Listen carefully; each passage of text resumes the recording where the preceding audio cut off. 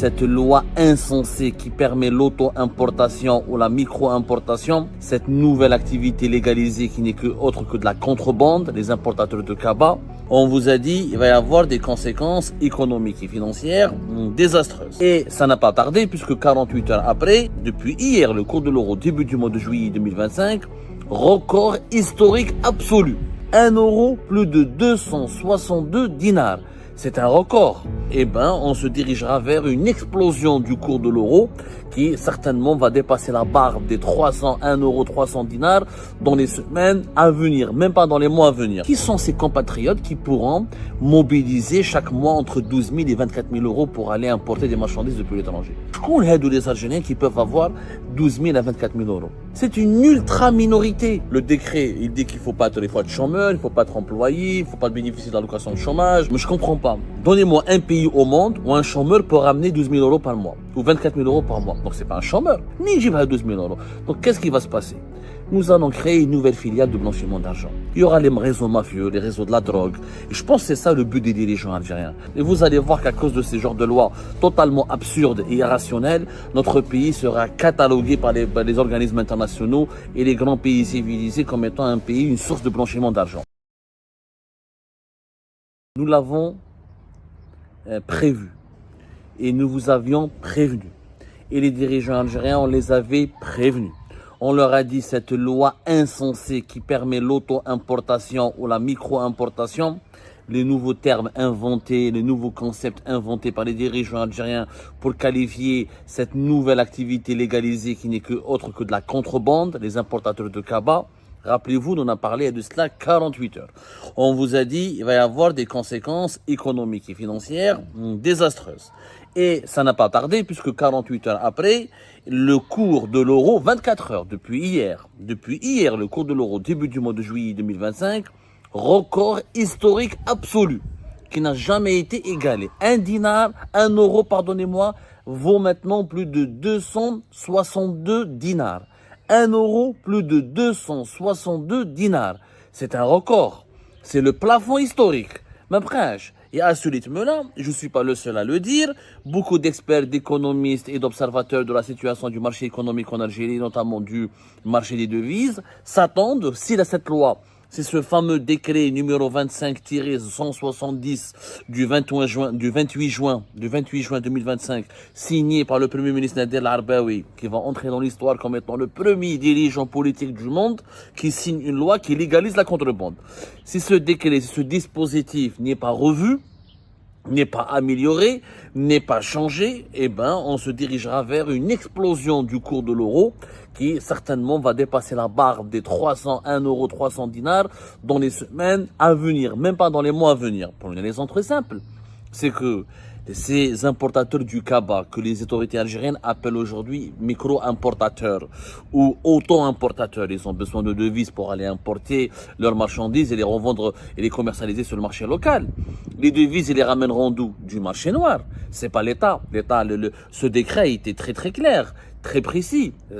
Ces auto-importateurs sont contraints d'ouvrir un compte en devises au niveau de la BEA, de la Banque extérieure d'Algérie, et ils devront l'alimenter eux-mêmes. Ça veut dire qu'ils ont le droit pour 2 fois par mois d'aller ramener des marchandises de l'équivalent de 12 000 euros, 2 fois par mois pour chaque voyage. Ça signifie qu'il faut dans les équivalents de 24 000 euros. Sauf que l'État algérien, les dirigeants algériens, comme ils sont pas malins, comme ils sont très médiocres, eux, quand ils font des lois, ils calculent selon le taux de change officiel. Or, l'euro, ce n'est pas la Banque d'Algérie ni les autorités algériennes qui vont le mettre à la disposition de ces auto-importateurs. Il faudra aller le ramener au niveau du marché noir. 12 000 euros, ce n'est pas 1,1 million de dinars. 12 000 euros, calculé aujourd'hui à 262 ou ça va aller à 265, c'est beaucoup plus d'argent que cela. Et ils auront le droit, comme le stipule le décret 25, le décret 25 numéro 25 170 du 28 juin 2025, ils ont le droit de ramener donc des marchandises d'une valeur de 12 000 euros à raison de 2 déplacements par mois au maximum. C'est-à-dire que par déplacement. Ils ont le droit de faire 2 déplacements à l'étranger pour ramener des cabas. Donc 12 000 plus 12 000, il faudra que 24 000. C'est pour les importateurs du cabas pour qu'ils puissent travailler et exploiter les libertés qui leur ont été concédées par cette nouvelle loi, devront donc se procurer chaque mois 24 000 euros. Qui va leur donner les 24 000 euros? C'est le marché noir, ils vont les acheter là-bas. Donc on va, comme pour les importations de voitures de moins de 3 ans de février 2023, on aura une très forte affluence sur le marché noir, la demande en devises, notamment de la demande en euros, puisque les Algériens et les Algériens, quand ils partent, on achète essentiellement dans les pays européens. Un petit peu en Turquie, mais en Turquie, même quand on parle en Turquie, on achète des devises, on ramène des euros et on les change contre la monnaie turque. On vend pas, on n'achète pas, les importateurs algériens, les commerçants algériens n'achètent pas la monnaie turque directement. Ils vont acheter l'euro. Avec l'euro, il sera échangé contre la monnaie turque au niveau au niveau des commerces et des bazars en Turquie où les importateurs du Kaaba ont leurs habitudes de s'approvisionner au niveau de ces marchés avant de ramener leurs marchandises en Algérie, ou les pays européens, l'Espagne, l'Italie, notamment la France, qui abrite la plus importante communauté algérienne à l'étranger. Et c'est là où, généralement, les importateurs de Kaaba font des va-et-vient entre l'Algérie et la France pour ramener des produits à revendre sur le marché national. Donc, il va y avoir une demande, la demande sur les euros va exploser, et la demande sur les dinars va chuter, ce qui va dérégler encore une fois la valeur de la monnaie algérienne, qui va significativement baisser, et la valeur de la monnaie européenne sur le marché noir en Algérie va augmenter. Je rappelle que le marché noir, c'est le seul marché qui fonctionne selon les normes de la rationalité économique. C'est-à-dire c'est le vrai marché qui fonctionne selon les véritables paramètres de l'économie réelle, la loi de l'offre et de la demande. Le taux de change officiel de la Banque d'Algérie est un taux de change artificiel, virtuel, qui est décidé selon des paramètres politiques. La valeur de la monnaie, c'est la loi de l'offre et de la demande qui la détermine, pas quelques électeurs centraux, quelques présidents de la République, quelques gouvernements qui décident de la valeur du dinar selon des paramètres politiques, le prix du baril du pétrole, le déficit budgétaire, les ressources budgétaires de l'État, en fonction des revenus en devises de l'État. Ça, c'est des paramètres politiques. Le véritable paramètre économique de la monnaie, la valeur de la monnaie, c'est la croissance économique du pays, c'est l'offre et la demande sur cette monnaie-là, c'est la confiance des investisseurs. C'est les 3 critères qui déterminent la valeur de la monnaie. Aujourd'hui, ces critères vont être encore bousculés par cette décision. Elle n'a aucun sens de légaliser la contrebande avec avec un euro qui vaut plus de 262 dinars. Cela signifie que l'euro deviendra inaccessible pour la majorité écrasante des Algériennes et des Algériens. D'abord, ce que les autorités algériennes ont évité d'aborder comme problématique ou ont évité de réfléchir sur certains problèmes que soulève l'application de cette nouvelle loi légalisant la contrebande en créant les auto-importateurs. Qui sont les Algériens? Qui sont ces compatriotes qui pourront mobiliser chaque mois entre 12 000 et 24 000 euros pour aller importer des marchandises depuis l'étranger? Je connais les Algériens qui peuvent avoir 12 000 à 24 000 euros. Qui sont-ils? C'est une ultra minorité. Parce que la loi, le décret, il dit qu'il ne faut pas être chômeur, il ne faut pas être employé, il ne faut pas bénéficier de l'allocation de chômage, il ne faut pas avoir une activité de salarié, il ne faut pas avoir une autre activité supplémentaire, il ne faut pas besoin de registre de commerce. Donc, ce sont normalement des chômeurs. Mais je ne comprends pas. Donnez-moi un pays au monde où un chômeur peut ramener 12 000 euros par mois ou 24 000 euros par mois. Donc, ce n'est pas un chômeur. Si un chômeur peut mobiliser 12 000 ou 24 000 euros par mois, est-ce qu'on peut appeler ce chômeur un chômeur? C'est du jamais vu. Le décret 2570 il détermine clairement qu'est-ce qu'il faut. Il faut être personne physique, statut auto-entrepreneur, l'âge légal de travailler, nationalité algérienne et résident en Algérie. Donc même les Algériens de l'étranger ne sont pas concernés, ne peuvent pas devenir des auto-importateurs, ne peuvent pas normalement introduire des cabas en Algérie sur le marché national. Ils ne pourront pas le faire, ils n'ont pas le droit de le faire, c'est en applique. Il faut avoir aucune activité rémunérée, salariale ou commerciale ou profession libérale. C'est-à-dire qu'il ne peut pas être ni médecin, ni entrepreneur, ni commerçant, etc. Alors, ni jibhom, hadou les 12 000 euros. Un chômeur, comment un chômeur peut ramener 12 000 euros? comment il peut dépenser 300 millions de plus pour en dinars, comment il va mobiliser toutes ces espèces, comment il va retrouver comment il va récupérer, comment il peut mobiliser toutes ces ressources financières pour acheter des devises, des euros, dollars, euros. Le dollar, son cours aussi a explosé, mais l'euro, c'est encore une fois la monnaie référence en Algérie, parce que plus de 60% de notre commerce, de nos échanges commerciaux avec le reste du monde passent par les pays de l'Union européenne, donc les pays de l'euro. C'est pour ça que c'est l'euro, c'est la monnaie référence pour le pays. Les Algériens de l'étranger habitent essentiellement dans des pays qui utilisent l'euro, notamment la France et les autres pays de l'Union européenne. Donc, comment un chômeur peut ramener, il peut avoir les moyens d'acheter, de se procurer 12 000 euros. C'est pas un chômeur. Ça n'existe pas. En Algérie, on a inventé une nouvelle catégorie, les chômeurs riches. Les chômeurs qui peuvent avoir 12 000 euros. 12 000 euros en France, un chômeur en France, ou dans les pays développés, ne peut pas ramener 12 000 euros en espèces. Ni j'y vais à 12 000 euros. Donc, qu'est-ce qui va se passer? Nous allons créer une nouvelle filiale de blanchiment d'argent. Il y aura les réseaux mafieux, les réseaux de la drogue. Et je pense que c'est ça le but des dirigeants algériens. C'est de pérenniser, de faciliter la vie au blanchiment d'argent. Et vous allez voir qu'à cause de ces genres de lois totalement absurdes et irrationnelles, notre pays sera catalogué par les organismes internationaux et les grands pays civilisés comme étant un pays, une source de blanchiment d'argent. C'est-à-dire que nous poussons les mafieux, les trafiquants de drogue, les trafiquants de harraga d'êtres humains, les tueurs, les truands, les voleurs, ceux qui détournent de l'argent public, et ils vont utiliser des chômeurs, ils vont leur donner de quoi acheter les euros, parce que c'est pas possible. Wahed Zawali en Algérie ne peut pas acheter 12 000 euros. Ce n'est pas possible. S'il n'est pas commerçant lui-même, s'il n'a pas d'activité, s'il n'a pas de salaire, donc il va être aidé ou il va être utilisé par des réseaux de blanchiment d'argent qui vont qu'ils vont utiliser cette nouvelle loi d'auto-importateur ou de micro-importateur pour blanchir les capitaux issus de l'argent sale en Algérie. C'est ça. Et vous allez voir comment, non seulement, parce que là, attendez, l'impact là sur l'image du pays sera catastrophique. On a oublié, j'ai pas encore terminé, l'impact sur la vie et le quotidien des Algériennes et des Algériens.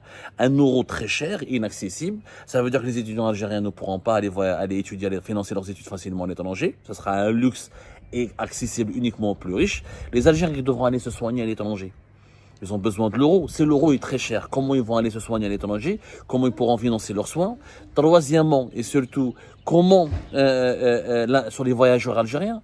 Maintenant, les Algériens qui vont demander un visa Schengen, il leur faut des justificatifs de ressources, des comptes en devises. Comment ils vont acheter des euros à un cours extrêmement élevé? Nous allons pénaliser les citoyens honnêtes. Les citoyens honnêtes qui travaillent, qui veulent aller étudier, qui veulent aller se soigner, qui veulent aller à l'étranger pour se déplacer, pour rencontrer leurs proches, ou retrouver leurs proches, ou pour passer de simples vacances, seront entièrement pénalisés. Seront totalement pénalisés parce que le marché des devises va les exclure. En plus de l'image catastrophique sur le pays, en plus, ce sera des fuites de devises, donc c'est du blanchiment d'argent. C'est du blanchiment d'argent. On va prendre des devises qui sont à l'intérieur du pays pour aller les dépenser à l'étranger pour ramener de la camelote. Donc, au lieu que l'Algérie trouve un moyen pour récupérer les devises du marché noir, pour les investir dans des économies créatrices de richesses, dans des entreprises, d'innovation technologique, d'innovation industrielle, dans les économies dans le tourisme, dans les secteurs des services, pour récupérer cet argent et l'intégrer au marché formel, l'Algérie fait des lois pour pousser les mafieux de l'informel à blanchir leur propre argent en faisant de l'importation des cabas. C'est une catastrophe. Vous allez voir, comme pour l'importation des véhicules de moins de 3 ans, qui a été lancé en février 2023 et qui a été arrêté brutalement à partir de octobre 2024 parce que le cours de l'euro a explosé et qu'il y avait une tension sur le marché des devises. Le gouvernement algérien va finir par bloquer cette loi de l'importation des cabas. Les auto-importateurs vont pouvoir travailler à peine une année, même pas une année, parce que cette décision est encore pire que celle de l'importation des véhicules de moins de 3 ans. L'euro va encore, déjà, le dinar, il est en chute libre. Cette loi tout simplement idiote et inimaginable sur le plan du bon sens économique va aggraver la chute et la dégringolade de la monnaie algérienne. Et dans quelques mois, vous allez voir, on se donne rendez-vous d'ici la fin de l'année 2025 que le gouvernement algérien va stopper. Il va limiter, il va mettre un frein, il va laisser quelques milliers d'importateurs qu'il va sélectionner, il va permettre à ces réseaux du blanchiment d'argent de travailler, de voler et de détourner l'argent qui est volé dans le pays en les convertissant en devises et en faisant, par exemple, en faisant croire qu'ils vont ramener des marchandises depuis l'étranger. Et à la fin, il va bloquer. C'est juste un mécanisme de blanchiment d'argent, de l'argent qui est volé. C'est simple. D'ailleurs, la preuve. Un chômeur Personne n'a expliqué comment on va justifier, comment un chômeur va ramener 12 000 euros. Là, dans toutes les banques du monde, dans tous les pays civilisés, structurés, ratés les pays voyous, les pays délinquants, les pays en guerre, quand quelqu'un rentre dans une banque, il ramène 12 000 euros avec lui dans une malle. On lui demande de les justifier. Comment il va les justifier, ce gars-là? Ce ne sera pas possible, il est chômeur. Il ne travaille pas, il n'a pas de commerce, il n'a pas de registre de commerce. Il va dire quoi à la banque? Moi, je viens bénéficier de la loi sur les auto-importateurs, de l'importation de cabas. Et منين جبتهم 12 000 euros? من أين لك هذا? C'est du blanchiment d'argent. Ça n'existe nulle part au monde, sauf dans les pays paradis fiscaux, les pays gérés par les mafias. Premièrement. Deuxièmement, qu'est-ce qui nous garantit que celui qui va prendre 12 000 euros pour aller importer des cabas va acheter vraiment l'équivalent de 12 000 euros? Qu'est-ce qui nous garantit qu'il va acheter l'équivalent de 12 000 euros? Imaginez, c'est un mécanisme très simple de transfert illicite de devises. Je prends 12 000 euros, je les mets dans une banque de la BEA, je récupère cet argent, je dis aux douaniers algériens que je suis un auto-importateur, j'ai ma carte d'auto-importateur, de micro-importateur, je prends les 12 000 euros avec moi à l'étranger. D'ailleurs, je les dépense, j'achète uniquement l'équivalent de 6 000 euros de marchandises et je surfacture, je crée des factures, je ne sais même pas s'il y a un contrôle, les douaniers ne vont pas contrôler parce que les douaniers, normalement, ils sont censés contrôler, on ne sait pas comment ça sera le contrôle au niveau des ports et des aéroports algériens. Est-ce qu'il y aura des guichets spécialement pour les auto-importateurs? Est-ce qu'il y aura des points de contrôle uniquement pour les micro-importateurs? On ne sait pas. Et je donne des fausses factures, comme quoi ce que j'ai acheté, ça m'a coûté 10 000, 12 000 euros. Et le reste, 6 000 euros, sont cachés à l'étranger.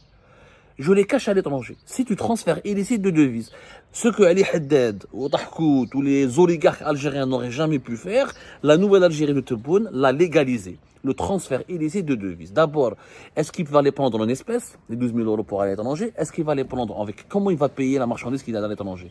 Dans la majorité des pays du monde, tu ne peux pas entrer dans un pays avec plus de 10 000 euros. Si tu dépasses la seuil de 10 000 euros, de 2 000 $, il faut justifier. Donc nous, en Algérie, on donne le droit aux importateurs cabas ou aux auto-importateurs, on leur donne la possibilité de sortir du pays avec 12 000 euros. Est-ce qu'ils vont sortir avec une carte bancaire? Il va payer avec une carte bancaire. Il va utiliser une carte bancaire Visa, ta BEA, pour payer à l'étranger. Donc certainement, il va prendre des espèces. Mais en France, en Espagne, sauf si c'est la Turquie, je pense que c'est la filiale turque, parce que les Turcs peuvent fermer les yeux. Mais dans tous les pays structurés et qui luttent contre le blanchiment d'argent, tu ne peux pas rentrer dans un pays avec plus de 10 000 euros. Il faut des justificatifs. Donc, c'est une loi de pure pratique mafieuse. C'est tout simplement, je n'arrive pas à y croire, et on va l'expliquer qui est à l'origine de cette loi, on va raconter son histoire, on va faire des révélations plus tard, mais c'est la loi la plus mafieuse du monde. Sur le plan économique. Encouragement et légalisation de la contrebande. Encouragement, légalisation du blanchiment d'argent. Encouragement, légalisation de transfert illicite de devises. Encouragement et légalisation de la destruction de la valeur de la monnaie nationale.